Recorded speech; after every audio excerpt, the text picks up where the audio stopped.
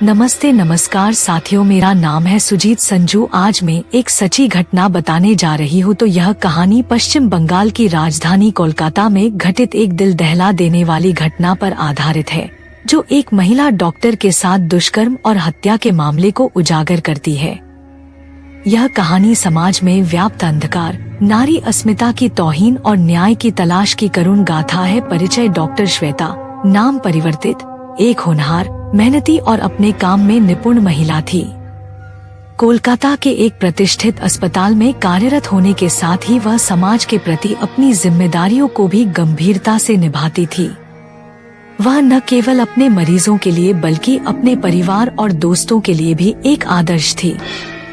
लेकिन एक रात ने उसके जीवन को समाप्त कर दिया और उसे इस संसार से छीन लिया। श्वेता का सपना था कि वह अपने माता पिता का नाम रोशन करे और समाज में बदलाव लाए। वह महिलाओं के स्वास्थ्य से जुड़े मुद्दों पर खास ध्यान देती थी और हर संभव प्रयास करती थी कि गरीब और जरूरतमंद महिलाओं को सस्ती और अच्छी चिकित्सा सुविधाएं मिल सके। वह काली रात घटना की शुरुआत एक सामान्य रात से हुई। श्वेता अपने ड्यूटी के बाद देर शाम घर लौट रही थी। उसका घर अस्पताल से कुछ दूरी पर था और वह अक्सर अकेले ही घर जाती थी। उसे अपनी सुरक्षा का पूरा भरोसा था क्योंकि वह कोलकाता के एक सभ्य इलाके में रहती थी। लेकिन उस रात सब कुछ बदल गया। रात के लगभग 10 बजे जब श्वेता अपने घर के करीब पहुंची तो कुछ अजनबी व्यक्तियों ने उसे रोका। श्वेता ने पहले सोचा कि वे कोई मदद मांगने वाले लोग होंगे, लेकिन जैसे ही वे उसके करीब आए, उसने उनके इरादों को समझ लिया। उन लोगों ने श्वेता को जबरन एक गली में घसीट लिया। श्वेता ने पूरी ताकत से खुद को बचाने की कोशिश की, लेकिन उन दरिंदों ने उसकी एक न सुनी। उसके विरोध के बावजूद उन्होंने उसके साथ बर्बरता की, उसकी इज्जत तार तार कर दी। श्वेता की चीखें उस सुनसान गली में गूंजती रही, लेकिन कोई उसकी मदद के लिए नहीं आया। दुष्कर्म के बाद दुष्कर्म करने के बाद भी उन दरिंदों की हैवानियत खत्म नहीं हुई। उन्होंने श्वेता की हत्या कर दी। श्वेता का शरीर गली में फेंक दिया गया और वह वहां लहूलुहान पड़ी रही। उसका जीवन छीन लिया गया और वह अपने सपनों के साथ इस दुनिया से विदा हो गई। अगली सुबह जब लोगों ने श्वेता का शव देखा तो पूरे इलाके में सनसनी फैल गई। पुलिस को सूचना दी गई और मामला दर्ज किया गया। श्वेता के परिवार पर दुखों का पहाड़ टूट पड़ा। उनकी बेटी, जो समाज की सेवा करने का सपना देखती थी, अब इस दुनिया में नहीं रही। पुलिस की जांच और मीडिया का दबाव, इस दर्दनाक घटना ने कोलकाता और पूरे देश को हिलाकर रख दिया। मीडिया ने इस मामले को उठाया और जनता में आक्रोश फैल गया। लोग न्याय की मांग करने लगे। पुलिस पर दबाव बढ़ा और उन्होंने मामले की जांच शुरू की। शुरुआत में पुलिस को कुछ भी ठोस सबूत नहीं मिल पाए, लेकिन मीडिया और जनता के बढ़ते दबाव के चलते पुलिस ने अपने प्रयास तेज कर दिए। उन्होंने उस इलाके के सीसीटीवी फुटेज खंगाले और आखिरकार कुछ संदिग्धों को पकड़ लिया। अपराधियों की गिरफ्तारी। कई दिनों की जांच के बाद पुलिस ने उन अपराधियों को गिरफ्तार किया जिन्होंने इस घिनौने कृत्य को अंजाम दिया था। ये लोग इलाके के जाने पहचाने अपराधी थे, जो पहले भी चोरी और छोटी मोटी वारदातों में शामिल रहे थे। लेकिन इस बार उन्होंने हदें पार कर दी थी। अपराधियों को अदालत में पेश किया गया, जहां उन्होंने शुरू में अपने अपराध से इनकार किया, लेकिन पुलिस ने सबूतों और गवाहों के आधार पर उन्हें दोषी साबित कर दिया। श्वेता के परिवार और समाज को थोड़ी राहत मिली कि अपराधियों को पकड़ा गया, लेकिन उनकी सजा का इंतजार अभी बाकी था। न्याय की लड़ाई। श्वेता के माता पिता और दोस्तों ने इस मामले में न्याय पाने के लिए हर संभव कोशिश की।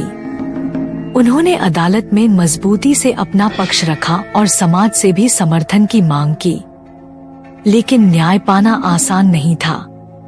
अपराधियों के वकीलों ने हर संभव कोशिश की कि मामले को लंबा खींचा जाए ताकि लोग इसे भूल जाएं। मीडिया और जनता का दबाव लगातार बना रहा। इस घटना ने समाज में महिलाओं की सुरक्षा को लेकर गंभीर सवाल खड़े कर दिए।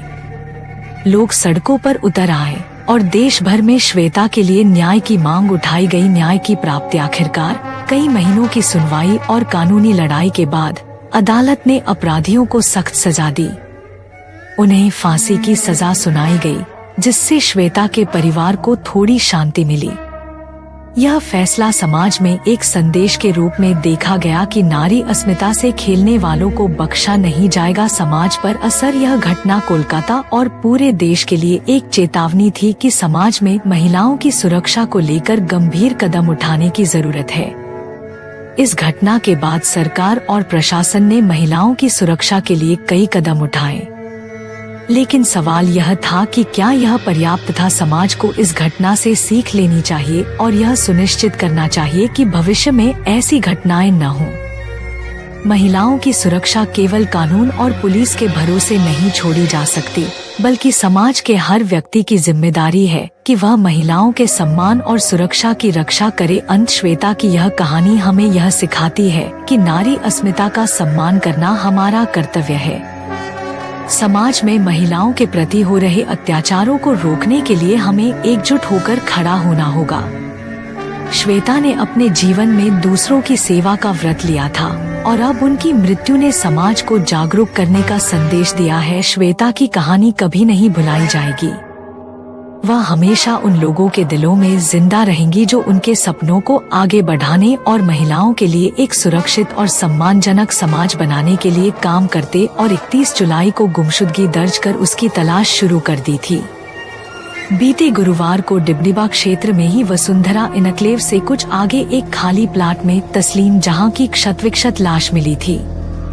इस पर उत्तर प्रदेश की बिलासपुर पुलिस ने शव का पोस्टमार्टम कराया, जिसकी रिपोर्ट में मौत के कारणों की पुष्टि नहीं हो पाई थी। एसएसपी ने बताया कि 30 जुलाई को तस्लीम जहां इंदिरा चौक रुद्रपुर से ऑटो में बैठकर जाती हुई दिखाई दी, लेकिन अपने किराए के मकान वसुंधरा अपार्टमेंट में नहीं पहुंची। सीसीटीवी फुटेज में एक संदिग्ध दिखाई दिया। एसएसपी ने बताया कि 30 जुलाई को तस्लीम जहां इंदिरा चौक रुद्रपुर से ऑटो में बैठकर जाती हुई दिखाई दी, लेकिन अपने किराए के मकान वसुंधरा अपार्टमेंट में नहीं पहुंची। सीसीटीवी फुटेज में एक संदिग्ध दिखाई दिया और आरोपित ने पहचान छिपाने के लिए नर्स का चेहरा पत्थरों से कूच दिया। पुलिस ने आरोपित को गिरफ्तार कर लिया है और 30 जुलाई की रात से वह गायब थी। नर्स कोतवाली में बुधवार को मामले से पर्दाफाश करते हुए एसएसपी डा मंजूनाथ टीसी ने बताया कि बिलासपुर डिब्डीबा स्थित वसुंधरा इनक्लेव निवासी 33 वर्षीय नर्स तस्लीम जहां 30 जुलाई की रात से वह गायब थी।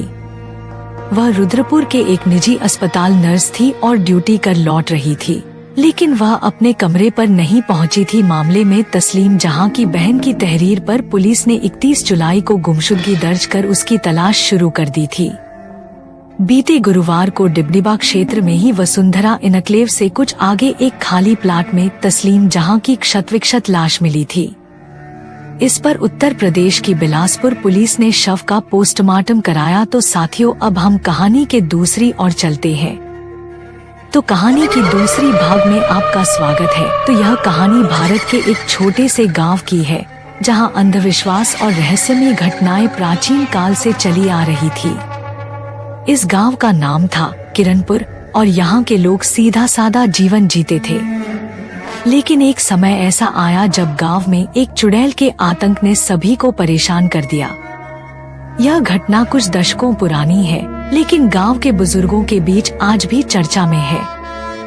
यह कहानी रहस्य, भय और विश्वास की है, जिसमें इंसानी भावनाएं और अंधविश्वास के बीच टकराव देखने को मिलता है। गांव का सामान्य जीवन। किरणपुर गांव पहाड़ियों और जंगलों के बीच बसा हुआ था।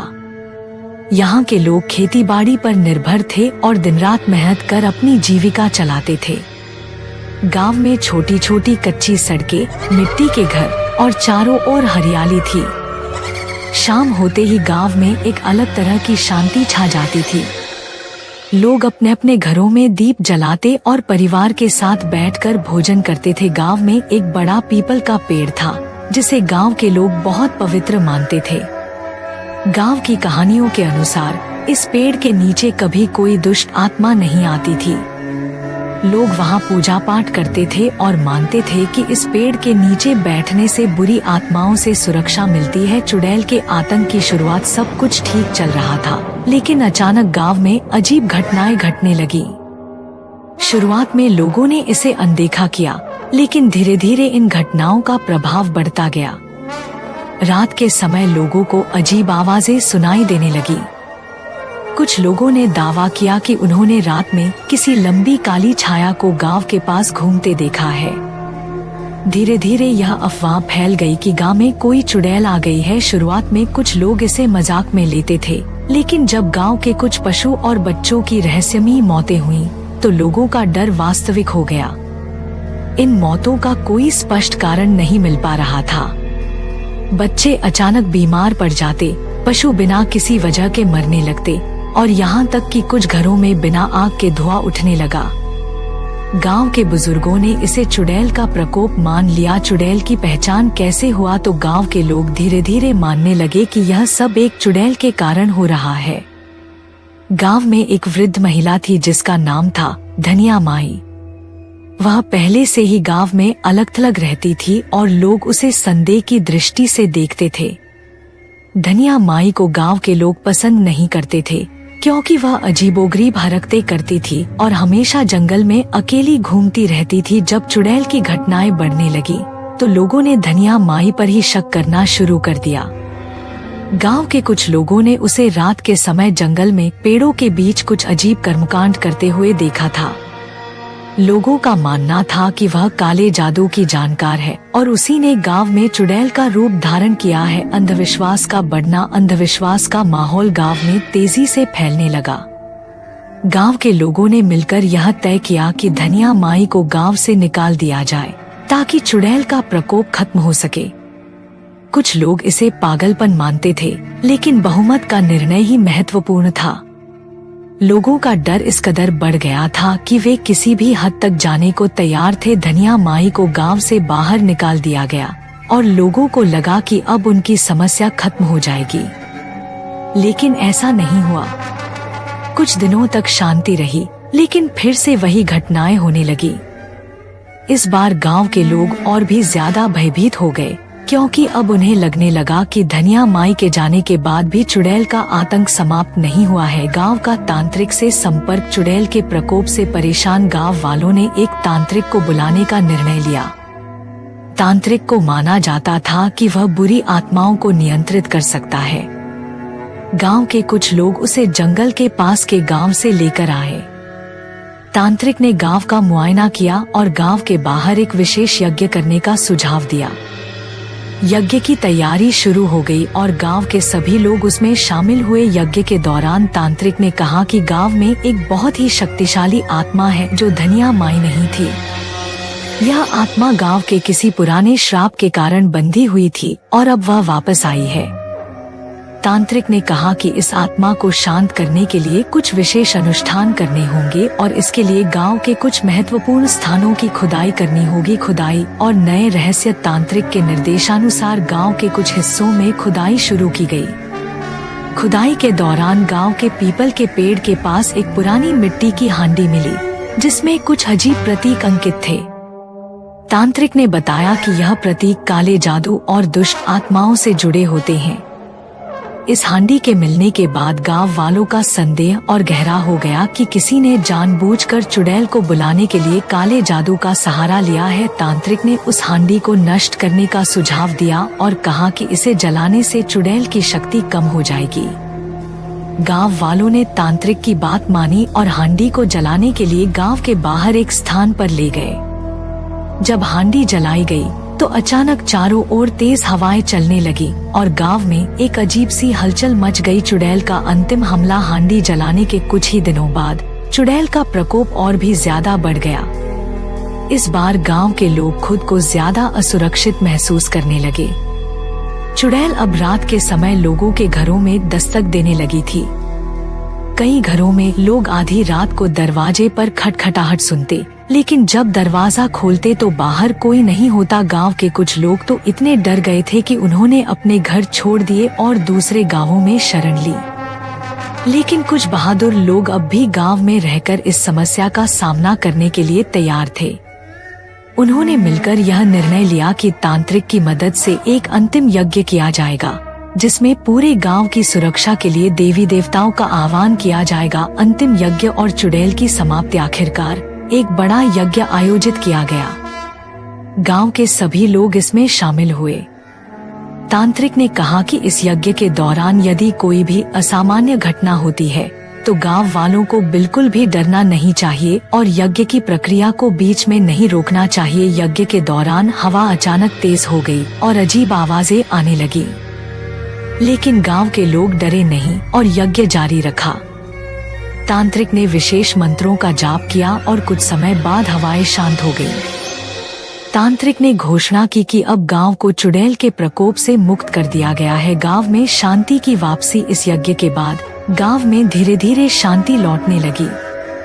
रहस्यमय घटनाएं बंद हो गई और लोग फिर से सामान्य जीवन जीने लगे। हालांकि इस घटना ने गांव के लोगों को हमेशा के लिए बदल दिया। अब लोग अंधविश्वास और तंत्र मंत्र के प्रति और भी ज्यादा सतर्क हो गए थे। इस घटना के बाद गांव में फिर कभी ऐसी घटनाएं नहीं हुई, लेकिन लोग आज भी उन दिनों को याद करके सिहर उठते हैं। बुजुर्ग आज भी अपने बच्चों और पोते पोतियों को इस घटना की कहानी सुनाते हैं ताकि वे सतर्क रहें और अंधविश्वास के जाल में न फंसे। निष्कर्ष, किरणपुर की यह घटना इस बात का प्रमाण है कि अंधविश्वास और भय का प्रभाव कितना गहरा हो सकता है। लोग जब किसी अनजानी शक्ति से डरते हैं तो वे किसी भी हद तक जा सकते हैं, चाहे वह तांत्रिक की शरण में जाना हो या किसी निर्दोष पर संदेह करना। तो साथियों, आप यह वीडियो कहां से देख रहे हैं हमें बताएं और आप इस संजू वर्ल्ड जोन चैनल को सब्सक्राइब कर लीजिए। तो हम इसी के साथ मिलते हैं अगली वीडियो में। आप अपने घर परिवार का ख्याल रखें। धन्यवाद।